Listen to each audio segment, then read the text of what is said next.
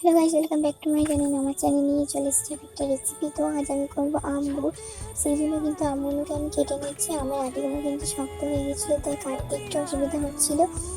তারপরে কিন্তু আমি নুন আর হলুদ মাখিয়ে কিন্তু ছাদের মধ্যে রেখেছিলাম রোদে। অনেকক্ষণ রোদে রেখে দেওয়ার পর আমি কিন্তু নামিয়ে নিয়ে চলে এসেছি। তারপরে দেখতে পাচ্ছি আমগুলো অনেকটা কালো কালো হয়ে গেছে। তারপরে এবার আমি কালো কালো আমগুলোকে একটুখানি রেখে দেওয়ার পর আমগুলো কিন্তু একটা হাঁড়ির মধ্যে দিয়ে দিয়েছি লঙ্কা আর পাঁচফোড়ন দিয়ে দেওয়ার পর তেলটা একটু গরম হয়ে যাওয়ার পর কিন্তু দিয়ে দিয়েছি আমগুলো কিন্তু দিয়ে দিয়েছি। তারপরে আমগুলো দিয়ে দেওয়ার পর অনেকটাই হয়ে যাওয়ার পর আমগুলো একটু নাড়িয়ে চাড়িয়ে নিচ্ছি।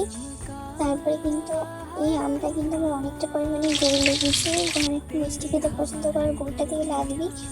গুড় নিয়ে নেওয়ার পর কিন্তু দেখতে পাচ্ছি আমটা অনেকটা হয়ে আসার পর সেদ্ধ হয়ে আসার পর কিন্তু গুড়টা দিয়ে দিয়েছি। গুড়টা দিয়ে দেওয়ার পর দেখতে পাচ্ছি কিন্তু গুড়টা এবার ফুটতে শুরু করে দিয়েছে, কিন্তু আমার আর কোনো ক্লিপ নেওয়া হয়নি। এটা কিন্তু পরের দিন সকালবেলা উঠে দেখছি যে আমটা অনেকটা কালো কালো হয়ে গেছে। কালো কালো হয়ে যাওয়ার পর কিন্তু আমি কিন্তু কাঁচের বয়ামে ভরে দিচ্ছি। কাঁচের বয়ামে থাকলে কিন্তু আমগুলো ভালো থাকে, তোমরা জানো। আস্তে আস্তে ভরে দিচ্ছি কিন্তু কাজের বই। আমার কিন্তু দুবার রেসিপিটা তোমাদের কেমন লাগলো অবশ্যই কমেন্ট করে জানাবে। আমার তো খুব ভালো লেগেছে খেতে। কিন্তু দেখাবো তোমার কোনো ব্লগে। বাই।